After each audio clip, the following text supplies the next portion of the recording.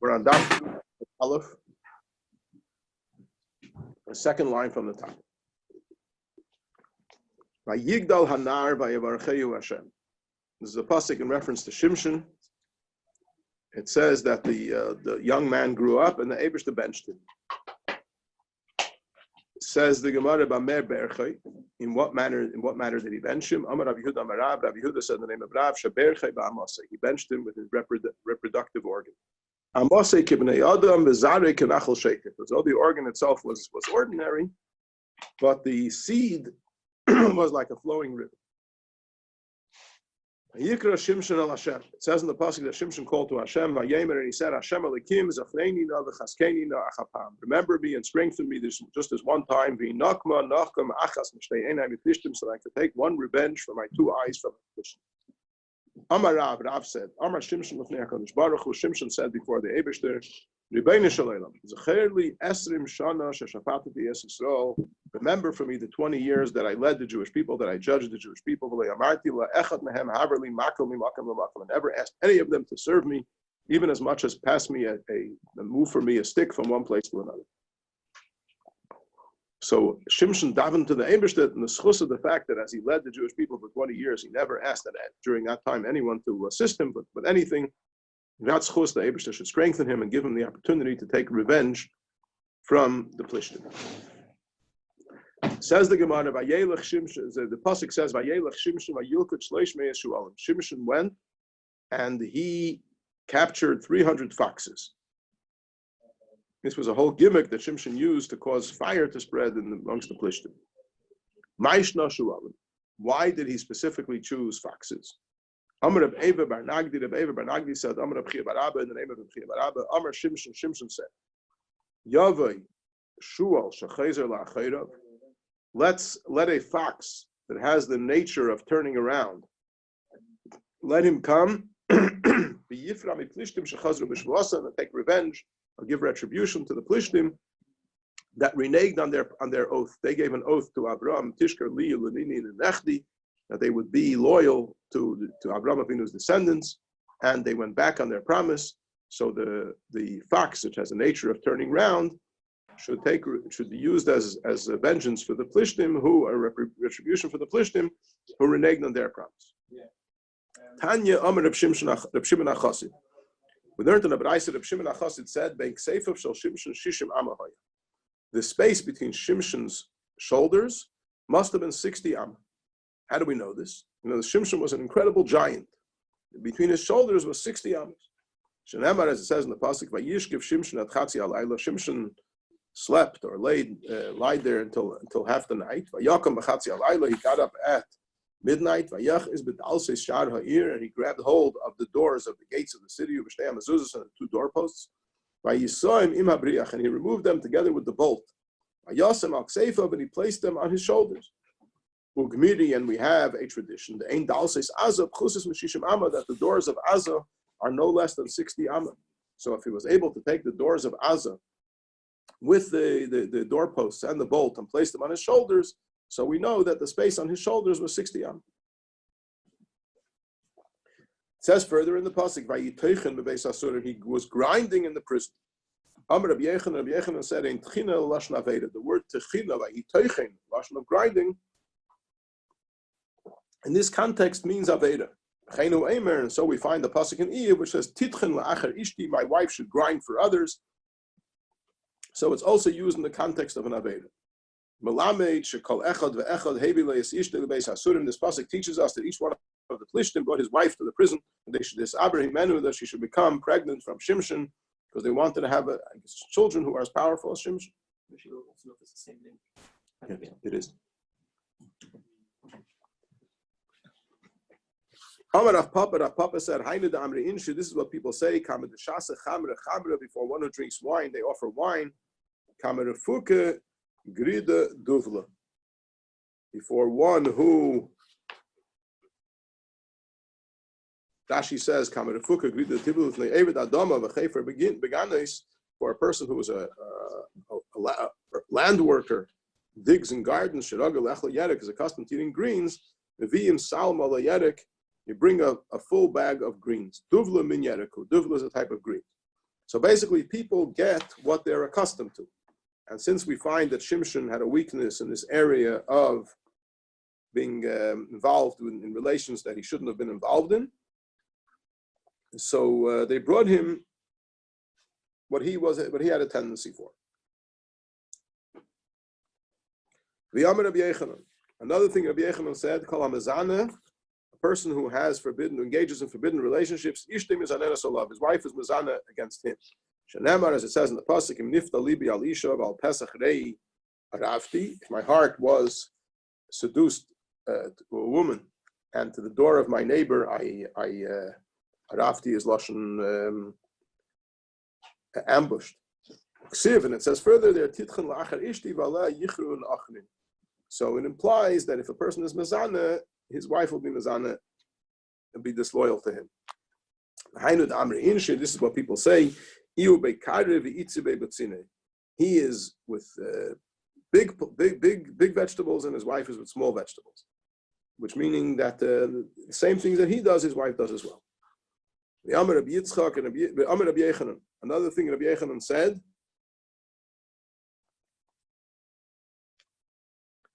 Shimshon donas Yisrael kaviyim shabashamayim. Shimshon judged the Jewish people like their father in heaven. Shenemar, as it says, Don yadin amay ka'achad v'geimer. Don, referring to Shimshon, who stems from Don, will judge his nation ka'achad shiftei Yisrael. So the Gemara is bringing the word ka'achad, which refers to, I guess, Hashem echad. So Shimshon led the Jewish people like Hashem.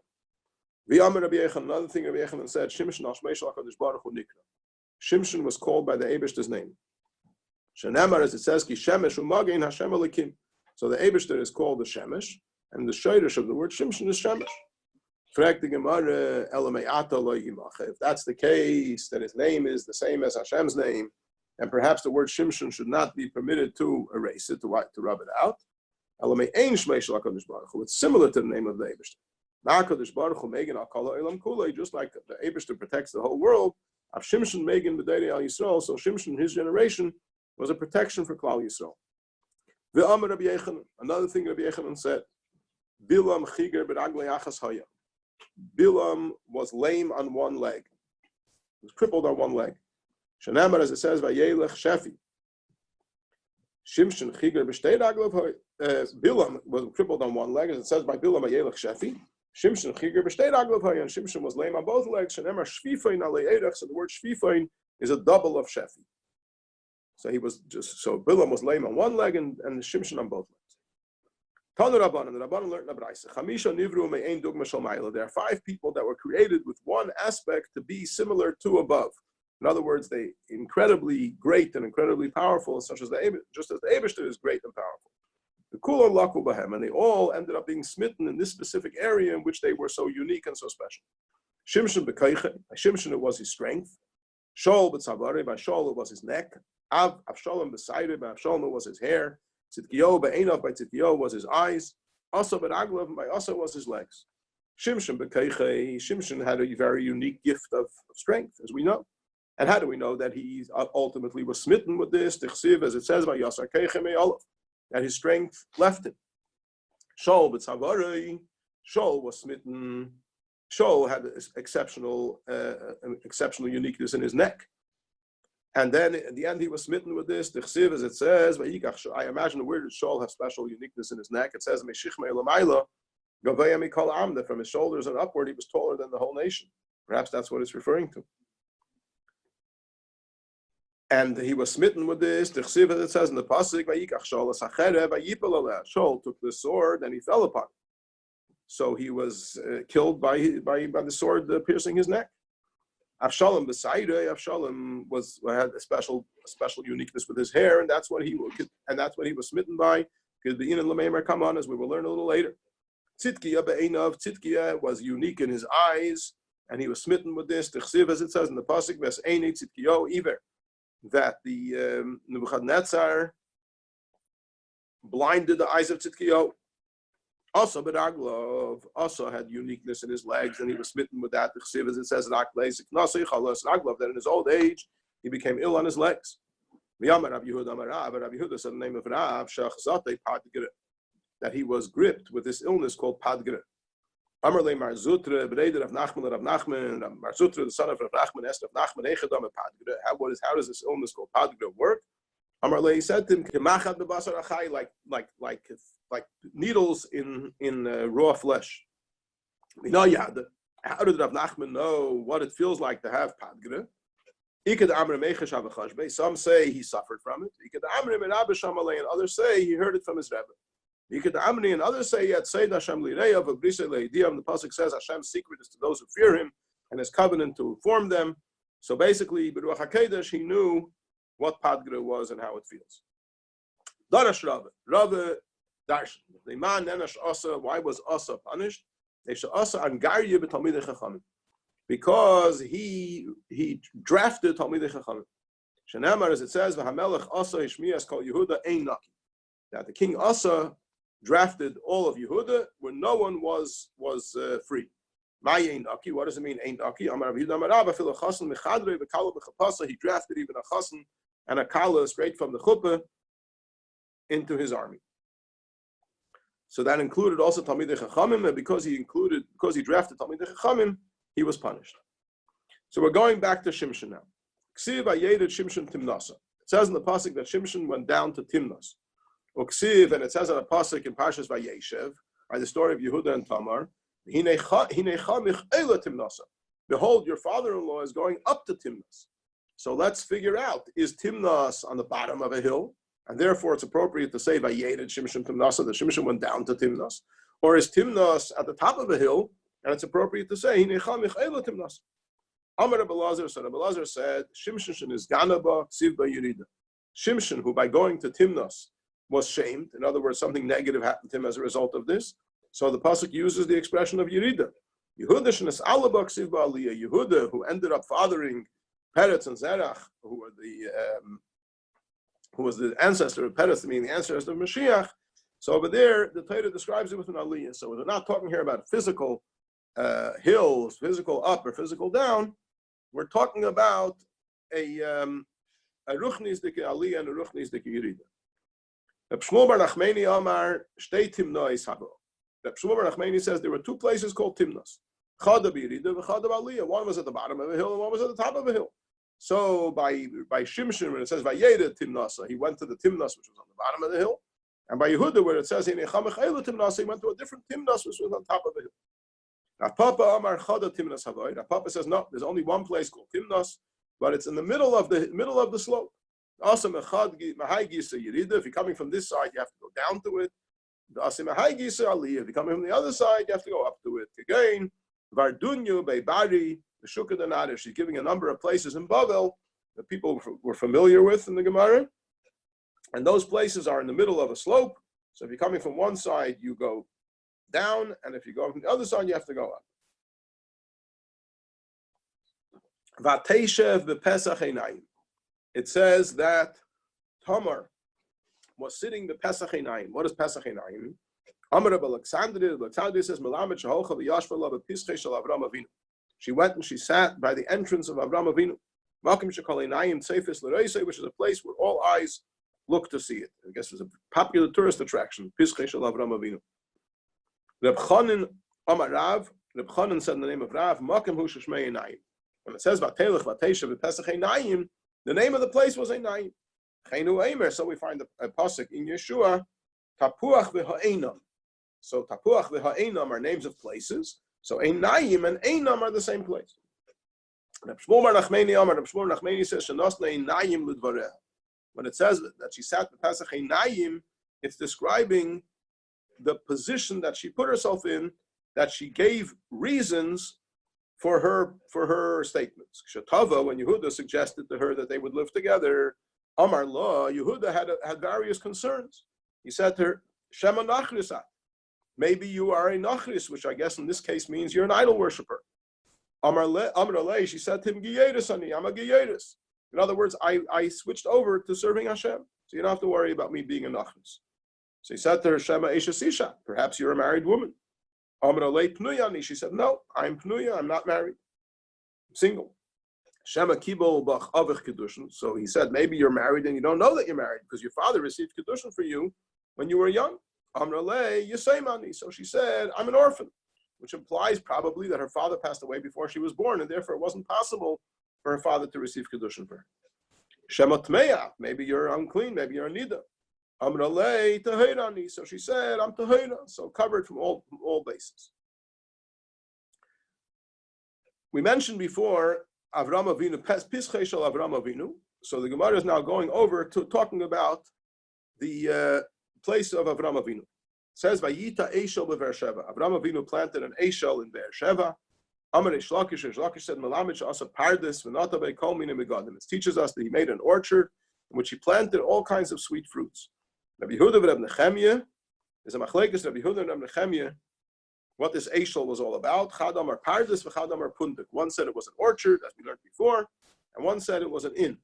According to the one that says it was an orchard, so the word Vayita he planted fits in. But according to the opinion that says that it was a pundik, it was an inn, my Vayita. You don't plant an inn. So we see that the word Vayita is also used in pitching the tent. So it can mean Vayita can mean to plant, and Vayita can mean to pitch. So Vayita Eishel, according to the opinion that says that a pundik, it means a pundik an inn, it's the same expression as pitching a tent. It says that Avram Avinu, when he planted this paradise, he called there in the name of Hashem, the God of the world. Amar Reish Lakish said, we're all familiar with this from Basi Lagani. Al tikra vayikra ela vayakri. Don't read the word vayikra b'shem Hashem, but vayakri. He caused others to call. Malamed shehikri Avram Avinu l'shmei shel HaKadosh Baruch Hu efekol ever v'shav. Avram Avinu made Hashem's name familiar in the name of all the passerbys. Hey, Ketzad, how did he go about doing this? After they ate and drank, so they wanted to express their thanks to Avram Avinu by blessing him. Amar lahem, so he would say to them, you think you ate of my food? You ate the food that belongs to the God of the world. You should give thanks and praise and blessing to the one who said, and the world became, meaning you should praise Hashem. And by doing so, he made Hashem's name familiar in the mouths of all the passersby. Back to the story of Yehuda and Tamar. It says that Yehuda saw her, and he thought that she was a Zaina, because she covered her face. Because she covered her face, he thought of her as a Zaina. Generally, a Zaina tries to uncover as much of herself as she can to make herself attract men, not by covering herself. Amar Rabbi Lazar, so Rabbi Lazar said, the reason Yehuda thought she was a Zaina was because when she lived in Yehuda's house, when she was married to Yehuda's sons, Er and Einon, there she kept her face covered. She was so tzniistic, and therefore Yehuda, when he saw her now with her face uncovered, he didn't recognize her. Amar Reb Shmuel bar Nachmani, Amar Reb Yonasan, because Reb Shmuel bar Nachmani said in the name of Reb Yonasan, Kol Kala she'itznua b'beis Chamia, a daughter-in-law who was extremely modest in the house of her father-in-law, Zeicha v'yitzim men malachim, has a schus that kings and Nevi'im, kings and prophets, malachim and Nevi'im should stem from her. And where do we learn this from? Tamar, we learned it from Tamar. So Tamar actually, obviously, was very tzniisdik in the house of Yehuda, and therefore she was zeicha that malachim and Nevi'im should stem from her.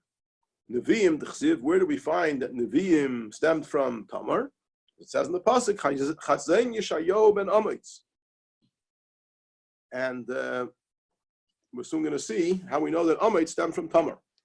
Melachim mi David. How do we know that king stemmed from Tamar? Because Tamar is the grandmother of David HaMelech, as through Peretz, as we know Megillas Rus, the whole lineage from Peretz down to David HaMelech. So kings came from David. Amar Reb Levi, and Reb Levi said, Davar zeh mesedes biyadeinu ma'aveseinu, that we have a tradition from our forefathers, Amitz v'Amatzia achim havu, that Amitz and Amatzia was one of the kings of Yehuda, and Amitz is the father of Yeshaya. Amitz and Amatzia were brothers, so Yeshaya was also from Malchus based David, and therefore, when it says that Tamar was the mother of both Melachim and Nevi'im, so Nevi'im refers to Yeshaya ben Amitz, and the Melachim is from David. He mutzes, it says by Tamar, she was taken out. Now he mitutzes mibayaled. It would seem that al pidikduk, the correct way to say it, for she was taken out, is he mitutzes, not he mutzes. He mutzes seems she took something out. Amar Rabbi Lazar, so Rabbi Lazar said, after the simanim that she provided became available, So the Malach Samach Mem, the evil Malach Samach Mem, came and distanced them. He pushed away the Simanim, and Yehuda shouldn't see them. But Gabriel v'kirban, so Gabriel came along and he brought them nearer. And this is what it says in the pasuk. So how does the word rechekim come in over here in the pasuk? When the simanim were distanced, were pushed aside, so she became like a mute dove. She had nothing to say to defend herself. With David Michtam, and as a result of this whole story came out David HaMelech, was called the David Michtam.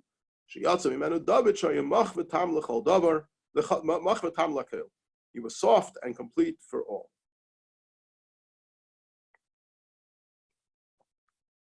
Rashi says on Mach means Anov, and Tam is Tamim B'drachav. He was humble and he was complete in his ways. Davar Acher, another Taichin Michtam Shaisam Akasei Tama, that his bruise was complete. Rashi says, Makim Mila Shayroi Lamaka, which is suitable for a Makkah, because that's the place where he's supposed to perform the Mila, was Tam V'Shalim, it was complete. Shalei Hutzach Lachasrei, nothing needed to be removed from it. Shaneilat Kshumol, because he was born properly circumcised. Davar Acher, another Pshat. Michtam, what does Michtam mean? Just like in his youth, he made himself small, he humbled himself before people that were greater than him to study Torah. What's the base? So when he was grown, he continued to humble himself before people that were greater than him to study Torah. It says by Tamar that she sent a message to her father-in-law saying, to the man who these things belong to, I'm pregnant to this man. Why does she have to speak in codes? Why doesn't she just say openly to him that you are the one who I had a relation with, and I'm pregnant from you? To Yehuda.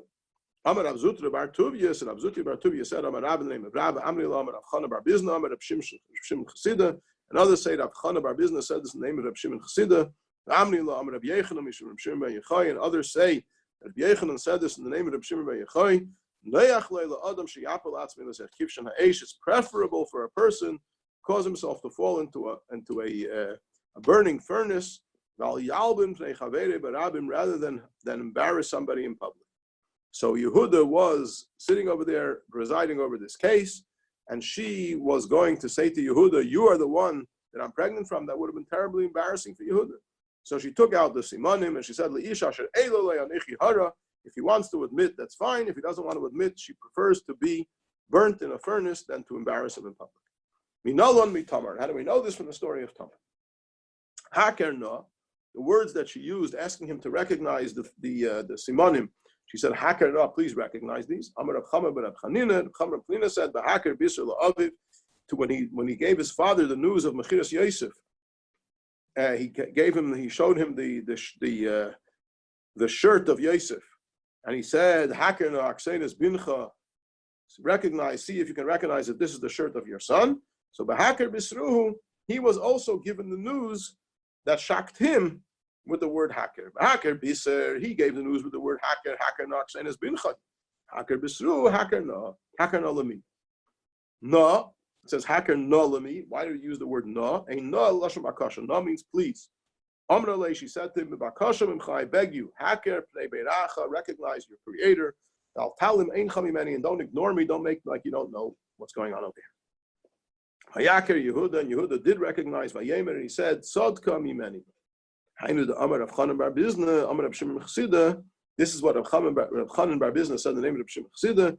Yosef shekiddush Shem Shamayim b'seiser, Zacha v'hisifu le'eis achas mishmeish l'Hakadosh Baruch Hu. Yosef, who sanctified Hashem's name in secret, in the story of Eshes Beitifar, there was nobody there, but with his controlling himself, he was Mekadosh Shem Shamayim b'seiser. He was Zeicha that one letter was added to his name, Mishmeish l'Hakadosh Baruch Hu, the neighbor's name. Yichsiv, as it says in Tilim, Ha'edus b'Yosef Samai.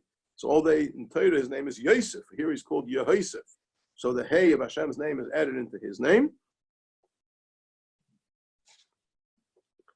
Yehuda Shekiddush Shem Shamayim b'Farhesi. Yehuda, who was Mekadosh Shem Shamayim in public, Zacha v'Nikra Kulei Al Shmei Hakadosh Baruch Hu. So his entire name is the Eivish's name.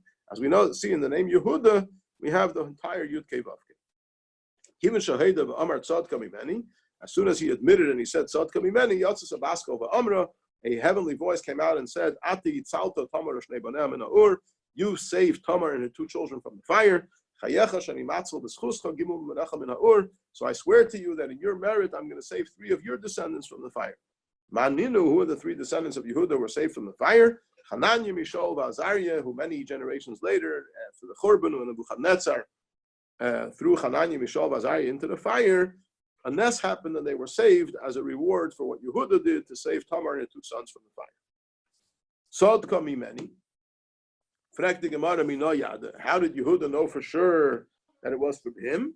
So the Gemara, Yatzis Abaskal, the Amra, a heavenly voice came out and said, Mimenu Yatzu Kfushim. From me, this mystery came from me. In other words, the Eibishter orchestrated the whole story. The Pasuk says, which the simple taich is, he didn't continue to have relations with her anymore. Amar Shmuel Sava Chamud Shmuel Barami. Shmuel the elder, the father of Shmuel Barami, said, Nishmeidet of Shmuel Barami, the name of Shmuel Barami, that the word Yosef here doesn't mean didn't continue, but it means he didn't stop. Once he had lived with her, he didn't stop living with her. And what this pasuk says, we don't know what the word Yosef means. Does it mean he didn't add, he didn't continue to live with her? It doesn't mean he didn't stop living with her. It says by Matan Torah, Kel Gadol v'lo Yosef, a great voice, which did not cease, it didn't stop. So we see that the word Yosef can mean to stop. So therefore over here also, Yosef Eid L'daita means he didn't stop living with her. Avshalom Nizga B'Sayrei B'Chulu. We mentioned in the Mishnah, when we spoke about Midah Keneged Midah, so we said that Avshalom prided himself with his hair. His hair was very special. Tan Rabbanan, the Rabbanan learned on a Braisa. Avshalom B'Sayrei Marad. Avshalom rebelled with his hair. Shanemar Avshalom Leihaya Ish Yefei V'Gamer. Now there was nobody as beautiful as Avshalom, and his beauty was primarily in his hair. And it says V'Golcha Yisreishei V'Gamer, that when he would shave off his head, V'Haya V'Kates Yamim L'Yamim Asher Yigalach, was from year to year when he would cut off his hair, Ki Chaved Alav, because it became too heavy for him, V'Gilcha, and he would cut off his hair.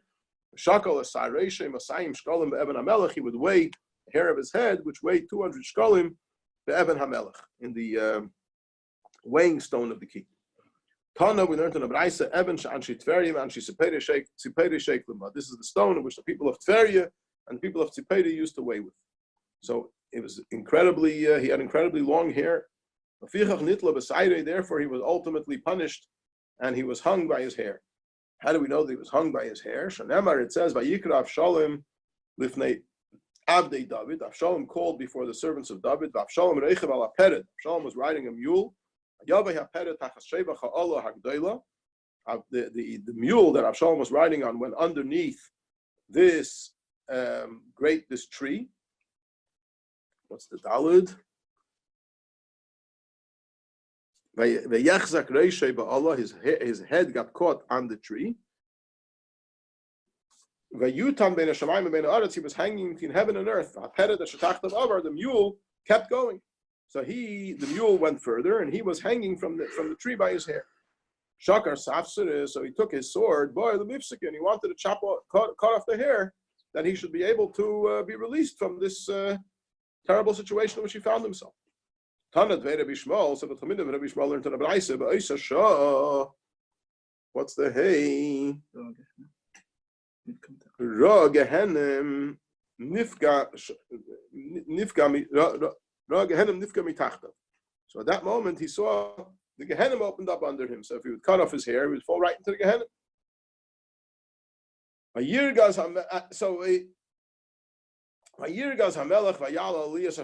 Then it says further in the pasuk after Avshalom died. So it says that the king David got upset and he went onto the upper story over the gate.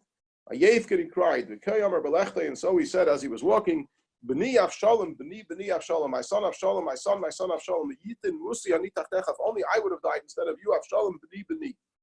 Hamelech lo at Espanav, he covered his face, Vayizak Hamelech Kel Gadol, and the king cried out with a loud voice, B'ni Avshalom, Avshalom, B'ni. Zakti Gemara, Hanit Hamnayu B'ni Lama, what's the meaning of this 8 times saying the word B'ni? Shiva daskua mishiva medur Gehenim, with 7 times saying b'ni, he schlepped them out of 7 levels of Gehenim. V'ida, 7 compartments of Gehenim. V'idach ikad, and then the 8th one, ikad amri the of Reisha l'gabe gufe. Some say that was to bring his head bring his head nearer to his body. Ikad amri, and others say the Aisel alma the asi, that through the 8th time b'ni he brought him to Elam Haba. V'Avshalom lokach v'yatzav lei b'chayev. It says that Avshalom made a monument during his life. My lokach, what does it mean? He took and he made a monument. My lakach, what does the word lakach mean? He took a bad taking for himself. The monument which was Emek HaMelech. Amar Reb Chanina bar Papa. Reb Chanina bar Papa said, what's the taich for Emek HaMelech? The Eitzah Mukesh Malkesh Aloylam. This was a deep counsel, a deep plan of the king of the world, of the Eibishter. In other words, this whole story with Avshalom was orchestrated by the Eibishter, the Chsiv, as it says in the Pasuk in Shmuel Beis. Hineni Mekim Alech Harami Beischa. The Eibishter said through the Navi to David, I'm going to establish evil for you from your own household. And so Avshalom's rebellion against David HaMelech and the Agmas Nefesh that it caused David was all part of the Eibishter's punishment to David, part of the Eibishter's cheshbon. That's the pshat by Matzeves Asher Be'emek HaMelech, that this whole story was connected with an Eitzah Muka Shal Malkei Shal Olam. And the Gemara is going to point out, we're just going to learn a few more lines. Similarly, you find he sent them from the valley of Hebron. Amar Reb Chanina bar Papa, and this is by Yosef when Yaakov Avinu sent Yosef to the brothers. So it says by Hebron, Amar Reb Chanina bar Papa. So the same Reb Chanina bar Papa said, the Eitzah Muka shel Eitzah Tzaddik should cover Hebron. It's the deep Eitzah of the Tzaddik who's buried in Hebron. It says in the pasuk, Yodei Ateidah Kiger Yezerach. The Eibishter said to Avraham Avinu, who was buried in Hebron, you should know that your descendants will be strangers in a foreign land. The whole story of Yidden and Mitzrayim and their servitude there until they'll be released. B'Chush Gadol. So the fact that Yaakov sent Yosef to go and see the brothers, this is all part of the plan of the Eitzah Muka that the Eibishter had promised Avraham, that Yidden are going to end up in Mitzrayim, and this is the first step towards making that happen.